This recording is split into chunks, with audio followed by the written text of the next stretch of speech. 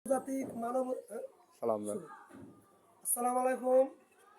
আন্তর্জাতিক মানবাধিকার সংস্থা আইন সহায়তা কেন্দ্র আশক মাদারীপুর জেলা কালকিনি থানা শাখায় নুপুর আক্তার অর্থাৎ তার স্বামীর নাম মোহাম্মদ আরিফ হোসেন, তার ভাই ভাই দ্বন্দ্ব এবং টাকা পয়সা নেওয়া দ্বন্দ্ব এবং এমনকি বিবাদী মারুফ হোসেন তার মার কাছে তার বড় ভাই 3 ভরি স্বর্ণ রাখছিল।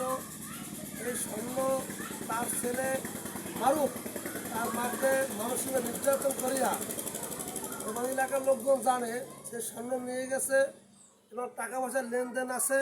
মারুফ বলতেছে আমার বাবাই বিদেশ দিছে, আমি হাত ধরে কিছু টাকা পাই, একথা উঠছে।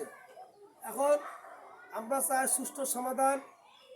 এই সমাজকে গড়ে তোলার জন্য সমাজে যাতে এরকম দুর্ঘটনা না ঘটে যে ছেলে মাকে মারবে, প্রশ্নই আসে না। আমরা আসি কাকার কাছে। কাকা, আপনার ছেলে যে মারুফ হোসেন আপনার ওয়াইফকে বলে মারধর করছে বা নির্যাতন করছে, আপনি জানেন?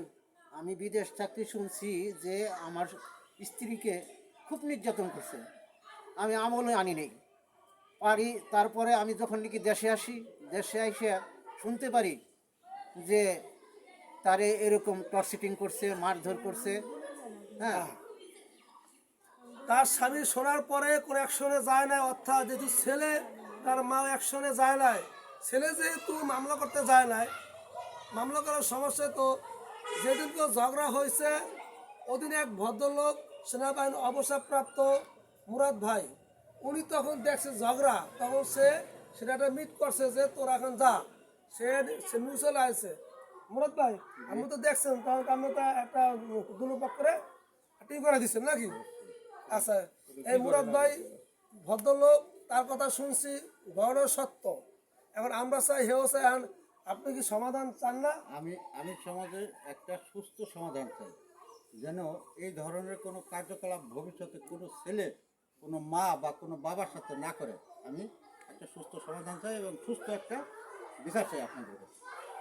মুরাদ ভাই বলতেছে খুব ভালো মানুষ, সামাজিক লোক, এবং আমার বাদীর শ্বশুর অনেক হাজি মানুষ, সামাজিক লোক, বাইরে কষ্ট করে সম্পত্তি করছে, ফরিদপুর ঢাকার সম্পত্তি পোলাগো দিয়ে দিছে, ফরিদপুরের জায়গাও এই মারুফ দখল করে গেছে।